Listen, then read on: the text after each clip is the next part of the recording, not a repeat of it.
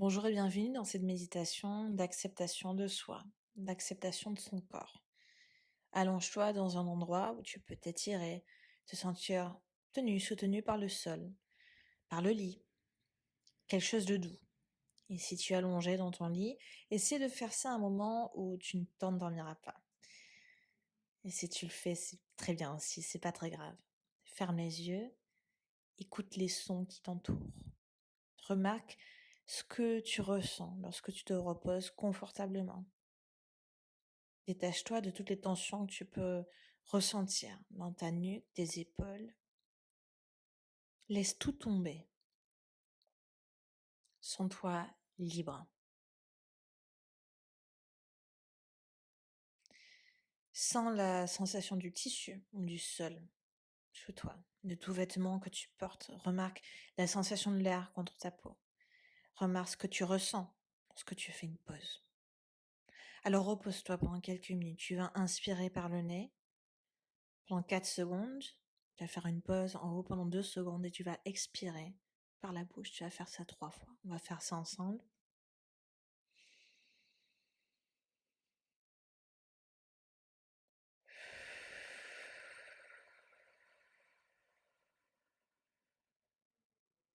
Deuxième fois.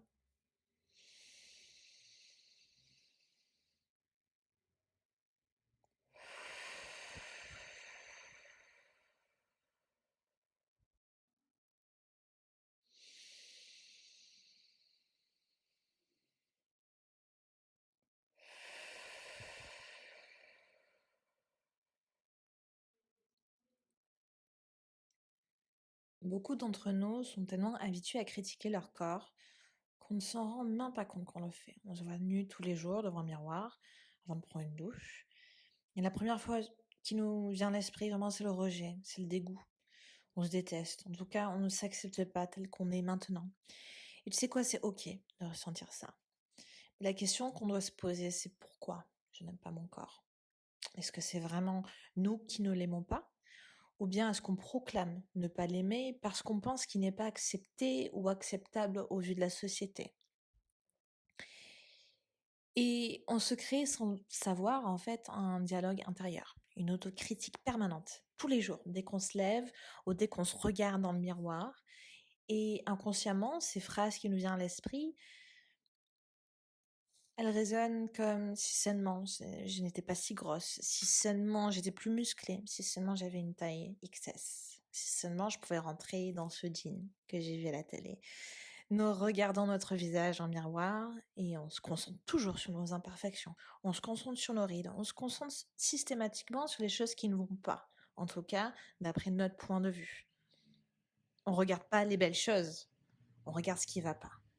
Et ça, c'est une caractéristique humaine, c'est complètement normal. Mais ça peut devenir tellement ancré dans nos habitudes et notre langage intérieur que ça nous vient aussi naturellement que la respiration. Et critiquer notre corps peut devenir une partie de notre dialogue quotidien avec nous-mêmes. Et de l'extérieur, on nous rappelle sans cesse nos prétendues imperfections sur les écrans de cinéma, dans les films, les réseaux sociaux, les publicités pour les fringues, la mode, les femmes qu'on voit sous la douche à Tahiti pour représenter un savon. Sans le savoir, on compare les corps qu'on voit à notre corps. Et c'est complètement normal. C'est humain, je viens de répéter. L'humain a toujours comparé depuis la nuit des temps. On se compare à notre voisin, on se compare à nos frères, nos sœurs, nos parents même, nos amis. Et on oublie souvent que les corps ne sont pas faits pour être parfaits. Et que même l'idée de perfection, c'est une construction.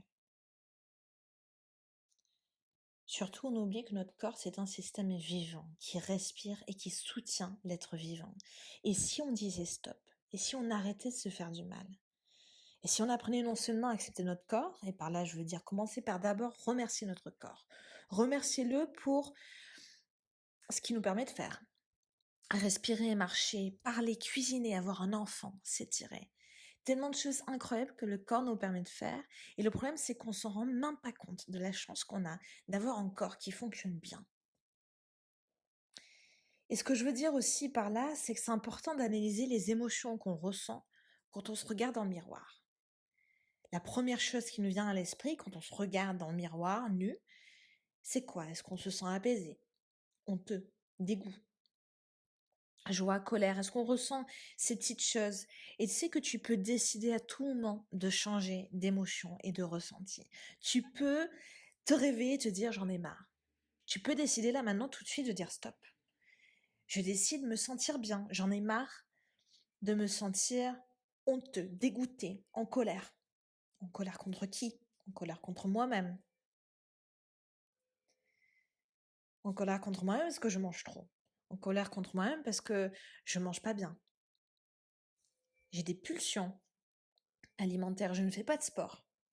Du coup, je suis en colère. Et si on arrêtait de s'autodétruire? Et si on arrêtait, on se disait stop? Et si on prenait conscience des émotions qu'on ressentait? Ok, je me sens comme ça. Maintenant, je décide de me sentir bien. Je décide de me sentir confiante quand je vois mon corps. Je décide maintenant de me sentir heureuse et fière.